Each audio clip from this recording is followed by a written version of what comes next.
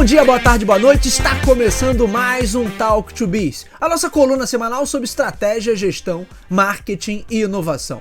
O meu nome é Bruno Garcia, eu sou professor e profissional na área de marketing e business e aqui você já sabe, toda semana a gente traz um tema novo a respeito do mundo dos negócios, mas também nós fazemos comentários sobre notícias e acontecimentos que podem ter um impacto na sua empresa, no seu planejamento estratégico ou na sua carreira.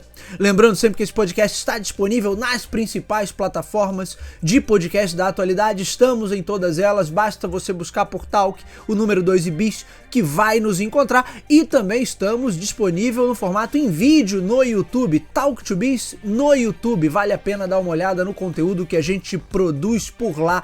Claro que você pode ir direto na fonte nos nossos endereços virtuais, talktobiz.com ou talktobiz.com.br. Hoje nós vamos falar de co-branding e de alguns aspectos interessantes sobre esse tema, mas antes temos algumas notinhas rápidas. Essa semana a gente gravou um episódio do Up to Date com o meu querido amigo Lucas Xavier e teve uma notinha que a gente não trouxe, que a gente acabou não comentando, embora ela estivesse na pauta, que é sobre a Nintendo. A Nintendo lançou, não o Nintendo Switch 2, que é o tão aguardado console aí que vai suceder o grande sucesso da Nintendo, que é o Nintendo Switch, mas na verdade ela está lançando um alarme, um relógio /alarme inteligente.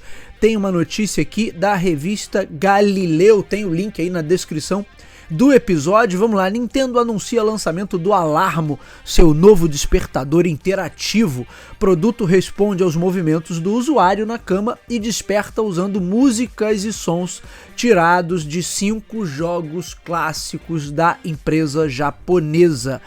O batizado Alarmo é um despertador que reage aos movimentos. Você pode desligá-lo, por exemplo, com um gesto, apertando o botão ou simplesmente levantando da cama. Quando a hora programada chega, o alarme faz aquilo que qualquer alarme faz, ele toca. Claro que o diferencial dele é que ele toca com sons do seu jogo preferido da Nintendo.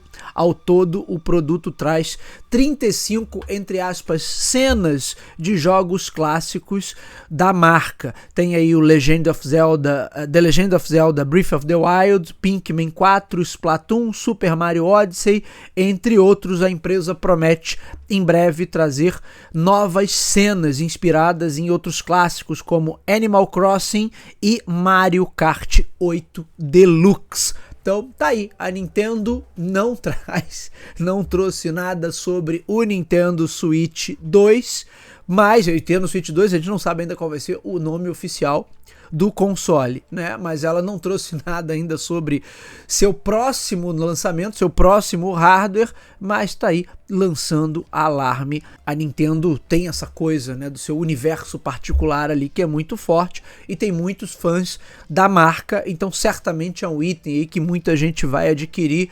para enfeitar seu escritório, seu quarto, e tem a galera que coleciona também muita coisa da Nintendo, então certamente é um produto que olha aí para esse público. E remete um pouco também à origem da Nintendo como uma indústria de brinquedo, né? E acho que a Nintendo até hoje ela se coloca um pouco nesse papel, tanto é que ela não entra muito na briga por hardware, por aspectos técnicos, ela se coloca muito mais como uma indústria focada na diversão, no brinquedo, ali no entretenimento, mesmo que seja um entretenimento eletrônico, mas não como uma indústria tecnológica propriamente. Então acho que isso, de certa maneira, não é um produto, uma linha principal, não é algo que vai trazer rios de dinheiro para a Nintendo, mas certamente é algo que reforça muito a política de branding e o posicionamento que a marca quer construir junto ao público, que já construiu e mantém-se reforçando isso junto ao seu público e em relação ao mercado de maneira geral. E já que estamos falando de branding, a ideia no programa de hoje é falar sobre co-branding. Inclusive já tem um episódio antigo do Talk to Biz, eu tô colocando o link aí na descrição, e você que está assistindo a versão em vídeo certamente está vendo aí na sua tela.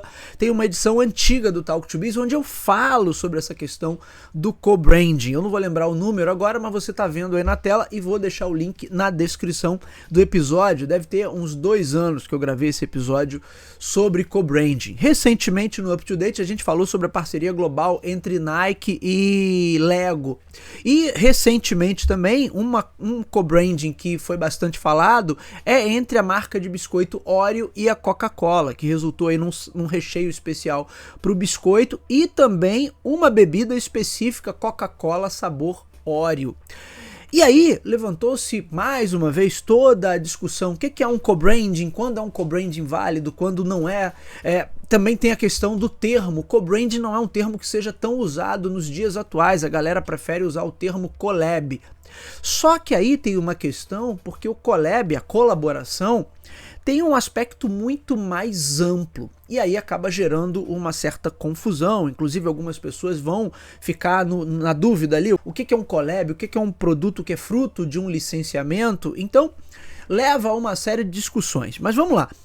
Sobre o termo co-branding, embora ele esteja com pouca evidência hoje, a gente vê que a galera usa normalmente o termo collab, a mídia especializada, as pessoas da área, e não falam mais tanto em co-branding como era há alguns anos atrás, mas o co-branding é um termo, um conceito que não tem tanto consenso assim entre os especialistas, entre os estudiosos.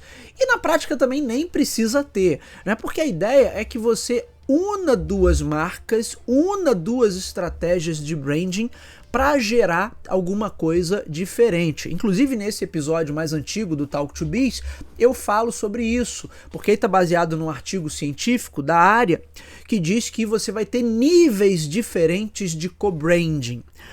Esses níveis diferentes é para justamente abranger de tudo, né? Desde o que seria uma parceria simples para fazer uma, sei lá, talvez uma promoção de final de ano, até o que seria o nível máximo do co-branding, que é o que eu considero mais importante, o mais interessante da gente trabalhar, quando você une de fato duas estratégias de branding para gerar inovação. Agora, fato é que quando você tem duas marcas que criam alguma comunicação conjunta ou que trabalham uma estratégia publicitária ou uma comunicação de marketing de maneira sinérgica, ali você já poderia chamar de uma colaboração entre as marcas. É claro que, Bruno, isso já pode ser considerado co-branding? Na minha opinião pode tudo, né? Mas se você pegar aí pelos teóricos da área, vai haver uma certa discussão. Isso seria já um co-branding verdadeiro ou isso seria apenas uma colaboração, uma coisa muito pontual ali entre as marcas? No meu entendimento, quando a gente usa o termo collab ou colaboração, você está falando de qualquer coisa que una duas empresas ou dois produtos no mesmo tipo de ação. Nem necessariamente precisa ser uma ação de comunicação, mas os camaradas estão fazendo alguma coisa ali com sinergia, em parceria, isso já vai ser uma colaboração entre os produtos. Quando você vai para níveis mais elevados de complexidade, porque aí, se eu pegar e levar em consideração a estratégia de branding, eu não estou apenas promovendo um produto para vender. Ou é muito diferente, por exemplo, do licenciamento, inclusive, que o licenciamento é uma outra coisa. Eu tenho uma determinada linha de produtos, licencio uma outra marca ou uma outra propriedade intelectual, pode ser um personagem, pode ser um conceito de uma outra linha de produto, e uso isso para vender mais. Então eu vou ter o macarrão com os personagens do Bob Esponja, vou ter um tênis que leva a marca ou o nome de uma indústria automotiva, de um selo automotivo muito famoso. E aí essa empresa pagou por isso, para ter o direito de explorar comercialmente aquela marca naquela linha de produtos específico, ou então numa família de produtos específicos. Então eu estou trabalhando num processo ali de licenciamento. É o que artistas fazem, é o que produtoras que possuem propriedades intelectuais poderosas vão fazer também com suas PIs, com seus personagens, com os elementos ali de uma determinada história. E aí já é uma parceria muito no sentido de alavancar as vendas de um determinado produto. Normalmente é muito usado para crianças ou para fãs de um determinado universo ali, ou de uma determinada propriedade intelectual. Portanto, lançou um filme novo da franquia Star Wars, do Guerra nas Estrelas. Vai ter mochila, vai ter caderno, vai ter linha de lapiseira, vai ter caixa de lápis de cor, vai ter de tudo daquilo ali. Porque são trabalhos de licenciamento. Não vamos nem chamar isso de collab, tampouco de co-branding, porque na verdade eu pago o contrato esse licenciamento para ter o direito de usar aquela propriedade intelectual ali para ajudar a alavancar vendas do meu produto, da minha linha de produtos, junto a um público específico. Quando a gente fala de uma colaboração, aí você já está falando de duas empresas se unirem de fato, e aí já não é necessariamente uma pagando para outra, né? Porque essas empresas que possuem muitas propriedades intelectuais do campo do entretenimento, ali da cultura pop, elas já são totalmente arquitetadas, estruturadas para vender licenciamento. Já é um business, muitas vezes o principal business ali para elas. Mas quando a gente fala de uma colaboração entre duas empresas, como é o caso aqui entre Oreo e Coca-Cola, aí já é uma coisa diferente. Tem uma sinergia ali e uma estratégia conjunta para criar aquela colaboração, que nesse caso aqui resulta numa linha de produtos específica. E aí, nesse caso, eu acho que a gente pode estar falando de uma estratégia de co-branding, porque no meu entendimento, para você chegar no nível máximo do co-branding, é quando você usa as estratégias de branding de uma e de outra marca, consegue encontrar pontos de sinergia ali entre o que uma possui e o que a outra possui para criar uma proposta de valor inovadora. Nesse caso aqui, eles criaram tanto a linha de biscoito quanto a própria variante ali da Coca-Cola com o sabor Oreo. E aí eu acho que tem uma coisa bem interessante ali, porque você está usando o que tem de melhor de uma marca com o que tem de melhor da outra marca para criar um produto que é específico e que de certa maneira é único. Quando eu penso em estratégias de co-branding mais evoluídas, você vai muito além até do que simplesmente conjugar dois produtos diferentes, como é o caso que a gente está comentando aqui, de um biscoito com uma marca de refrigerante. Mas você pode chegar até a pensar em coisas inovadoras.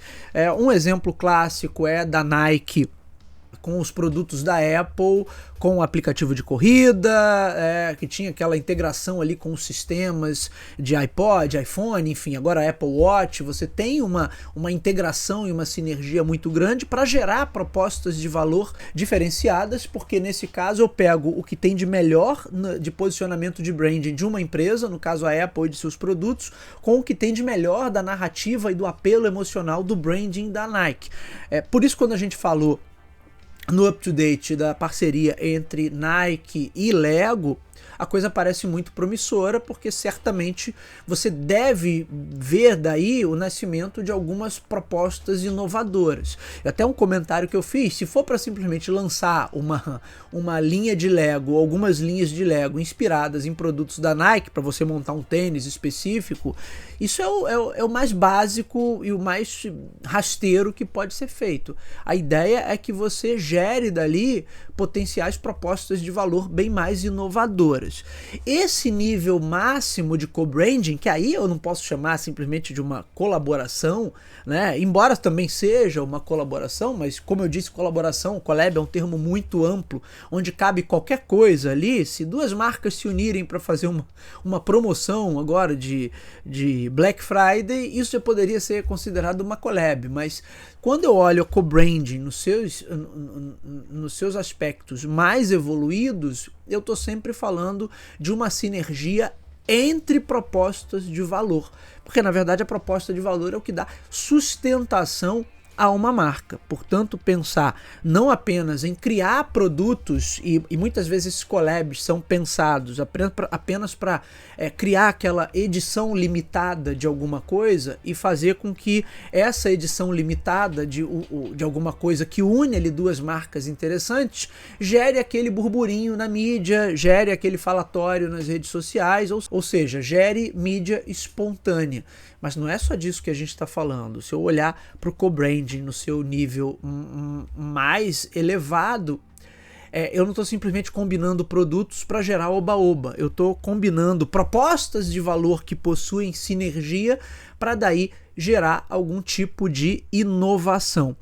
Então, quando a gente olha, até a notinha que eu trouxe no início do programa da Nintendo criando um alarme, será que ela não poderia ter criado isso, ou uma linha de produtos junto com uma marca específica e de repente criar uma linha, mas não apenas uma linha com base em licenciamento, porque certamente reloginho e brinquedinhos com o Mario e com outros personagens, com outras propriedades intelectuais da Nintendo, já tem por aí as toneladas, mas de fato criar uma linha de produtos consistente e que traga a essência, o DNA da marca Nintendo com o DNA de uma outra marca que tenha talvez um posicionamento muito forte do ponto de vista tecnológico ou do ponto de vista da produção de relógios como itens tecnológicos ou como itens de moda, que hoje é o que na verdade mais move, acho que acredito eu, né, a indústria de relógios. Portanto, também seria uma possibilidade de co-branding, mas não apenas para fazer uma edição limitada, para gerar essa mídia espontânea dentro dos meios de comunicação e das plataformas sociais.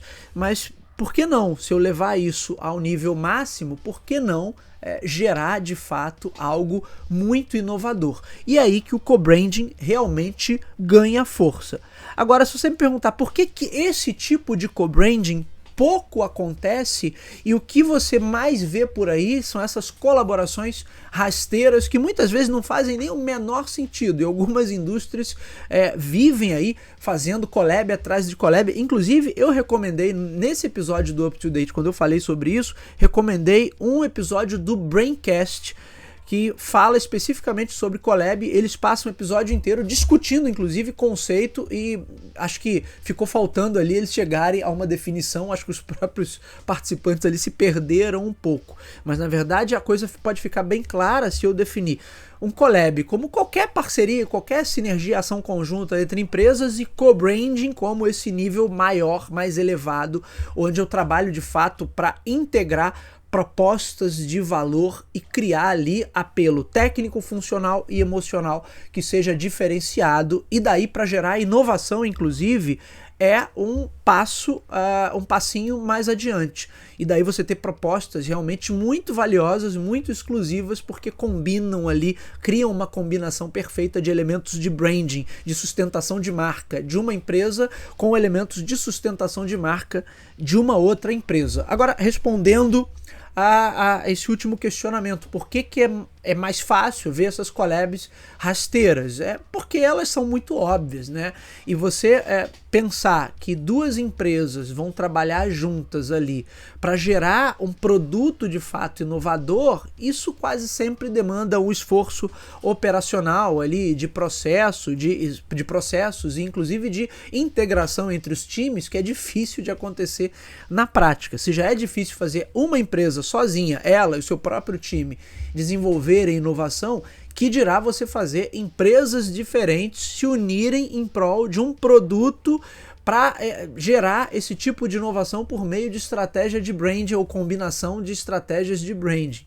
Isso é algo bem mais difícil de acontecer, porque na verdade você precisaria fazer todas essas pessoas, suas lideranças, os diretores, as equipes se entenderem de uma forma muito coesa, para que realmente essa parceria seja capaz de gerar algo diferente. E se a gente pensar diferente de valor, né? E se a gente pensar que quando eu falo de inovação, há sempre um risco ali embutido, porque eu vou trazer novos produtos, novos serviços ou novas propostas de valor que eu ainda não tenho certeza que vão emplacar, é óbvio que isso não costuma ser a prioridade dentro de um ambiente padrão de negócios, exceto quando eu tenho empresas já muito bem estruturadas, que já têm uma cultura instalada para desenvolver inovação, e muitas vezes até essas grandes empresas não estão muito bem orientadas para a inovação. Então, por óbvio, é muito mais difícil você chegar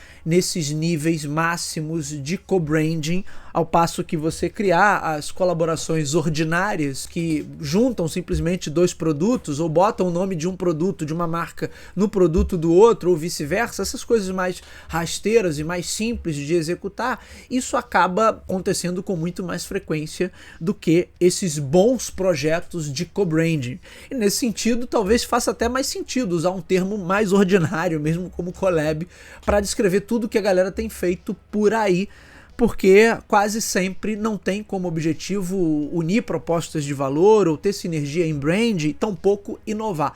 É apenas para gerar esse burburinho e esse falatório na mídia e nas redes sociais.